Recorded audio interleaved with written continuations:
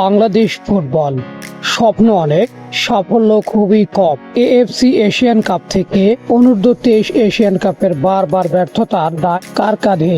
হাবিয়ার Cabrera, Hasan Al Mamun আর সাইফুল বারী টিটু।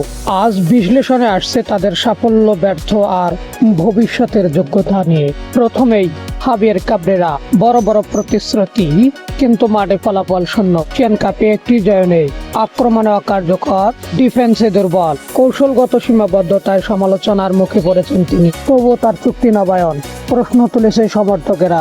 সহকারী coach Hasan Al Mamun, defence শানিত করার দায়িত্ব ছিল তার কাঁধে, কিন্তু বাংলাদেশ হজম করেছে একের পর এক গোল। তার লাইসেন্স ও যোগ্যতা নিয়ে উঠেছে প্রশ্ন।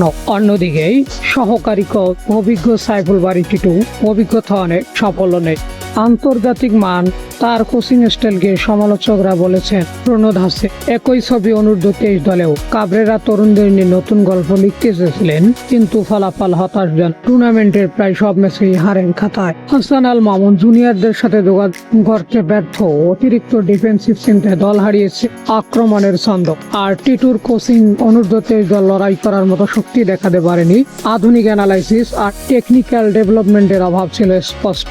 সমালোচনা তাই তিন দিক থেকেই। কাবরেরা ব্যর্থ হলেও চুক্তি নবায়ন, হাসানের লাইসেন্স নিয়ে প্রশ্ন, টিটুর কোচিংয়ে আধুনিকতার অভাব। সমর্থকরা জানতে চাইছেন কেন ফলাফলহীন কোচরা বারবার সুযোগ পাচ্ছে। বাংলাদেশ ফুটবল কি এগোচ্ছে নাকি ঘুরছে একই জায়গায়? সময় এসেছে নতুন করে ভাবার। হাবিয়ার কাবরেরা, হাসান আল মামুন আর সাইফুল বারী টিটু, তারা কি আসলেই বাংলাদেশ ফুটবলের ভবিষ্যতের জন্য যোগ্য নাকি প্রয়োজন? সমালোচনায় স্পষ্ট উত্তর খুঁজবে সময়।